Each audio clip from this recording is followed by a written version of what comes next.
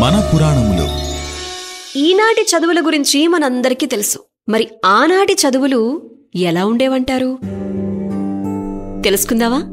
Radio city మన పురాణములు అంటే మన కథలు. వేల సంవత్సరాల క్రితం పిల్లల్ని ఎలా పెంచేవారు? ముఖ్యంగా పురాణ కాలంలో పిల్లల పెంపకం ఏ విధంగా ఉండేది?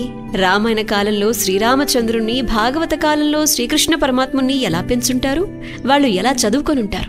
ఈ విషయంలో రామాయణం, భాగవతం ఏమంటున్నాయంటే అప్పటి చదువులు పూర్తిగా నీతి కథలు, శాస్త్రాలు, సంస్కారం, యుద్ధ విద్యలు, వేద విద్యలు వీటి మీదే ఆధారపడి ఉండేవట. నీతి కథలు కూడా జంతువులు, పశువులు, పక్షులు, చెట్లు, ఈ మొక్కలు వీటికి సంబంధించినవే ఉండేవట. రాముడు, లక్ష్మణుడు, భరతుడు, శత్రుఘ్నుడు 5 ఏళ్లు వచ్చే వరకు తమ తల్లుల దగ్గరే ఓనమాలు దిద్ది ప్రాథమిక విద్య పూర్తి చేశారు అని చెప్పి రామాయణం చెబుతోంది. ప్రాథమిక విద్యను నేర్పేటువంటి సమయంలోనే సంస్కారాన్ని కూడా నేర్పించేవారు. రాముడు నీతి కథలు అంటే చెవి కోసుకునేవారని చెప్పి వాల్మీకి గారు వారి రామాయణ గ్రంథంలో తెలియజేశారు. ఇక రాముడు, భరతుడు బుద్ధిగా చదువుకునేవారు అని చెప్పి, లక్ష్మణ శత్రుఘ్నులు తెగ అల్లరి చేసేవారు అని చెప్పి తులసీదాస్ గారు కూడా వారి రామచరితమానసులో తెలపడం జరిగింది. అప్పట్లో 5 ఏళ్లు వచ్చిన తరువాత తప్పనిసరిగా గురువుగారి దగ్గరికి పంపించేవారట. రామ, లక్ష్మణ, భరత, శత్రుఘ్నులు వారి మధ్య ఎక్కువ వయసు తేడా కూడా ఉండేది కాదు. అందువల్ల ఆ నలుగురిని కూడా దాదాపు ఒకేసారి గురువుగారి దగ్గరకు పంపించడం జరిగింది అని చెప్పి, ఏ విషయంలోనైనా కూడా గురువుగారి మాటే తుది మాట, తుది నిర్ణయం వారిదే అయ్యుండేది. ఒక్కసారి గురువుగారి దగ్గరకు పంపించిన తర్వాత తల్లిదండ్రులు జోక్యం చేసుకునేవారు కాదట. ఇక ఏ అంశాన్నైనా కూడా రాముల వారు త్వరగా నేర్చుకునేవారట. ఒక్కసారి చెబితే చాలు గుర్తు చేసుకునేవారట. బాగా చురుకైన విద్యార్థిట.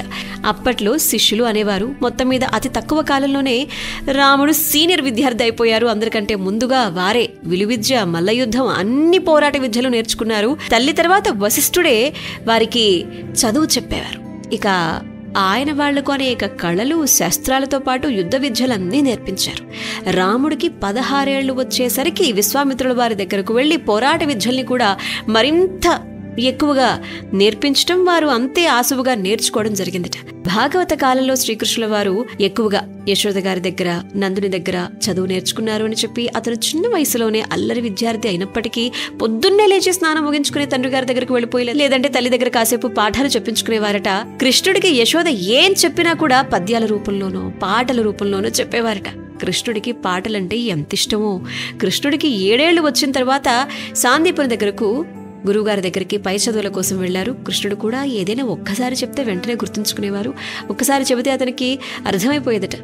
భాగవతం చెబుతోంది ఈ విషయాన్ని. అందువల్ల అతి తక్కువ కాలంలో వారు అనేక శాస్త్రాలు నేర్చుకున్నారు అని చెప్పి, 7 ఏళ్ల నుంచి 16 ఏళ్లు వచ్చే వరకు వారు సాందీపుని దగ్గర చదువుకున్నారు అని చెప్పి, ఇందుకు రాముడు, అతని సోదరులు, కృష్ణుడు, అతని సోదరులు తమ గురువుల దగ్గర ఏం నేర్చుకున్నారు అంటే, గురువులు వారికి ఏం చెప్పారు అంటే, రామాయణంలోని దీని గురించినటువంటి వివరణ కుసింత కొద్దిగానే ఉంది. కానీ భారత భాగవతాల్లో మాత్రం శ్రీకృష్ణుని యొక్క చదువు గురించి, వారు నేర్చుకున్న అంశాల గురించి వివరాలు కుసింత ఎక్కువే ఉన్నాయి. రాముడికి బాల్యంలో ఎక్కువగా నీతి సూత్రాలే బోధించారు అని చెప్పి రామాయణం చెబుతోంది. కృష్ణుల వారు నేర్చుకున్న చదువులోని సారం నుంచే అర్జునుడికి బోధించేవారు అని చెప్పి భారతం చెబుతోంది. ఏది ఏమైనా ఎంత ప్రతిఘటన ఎదురైనా మంచికే కట్టుబడి ఉండు, నిజాయితీ లేని వారితో, దుష్టులతో సహవాసం చెయ్యకు అనేవి శ్రీకృష్ణుల వారు నేర్చుకున్న పాఠాలు. పొగరుగా వ్యవహరించడం అనేది మంచి లక్షణం కాదు.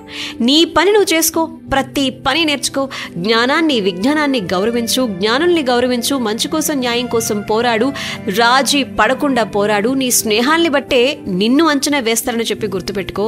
చెడు స్నేహాలు, చెడు వ్యసనాలకి కూసింత దూరంగా ఉండు. తారతమ్యం లేకుండా ప్రతి వ్యక్తికి మర్యాద ఇవ్వు. ఇటువంటివన్నీ నేర్చుకున్నారంట. వారు నేర్చుకున్న సూక్తులటి ఇవన్నీ.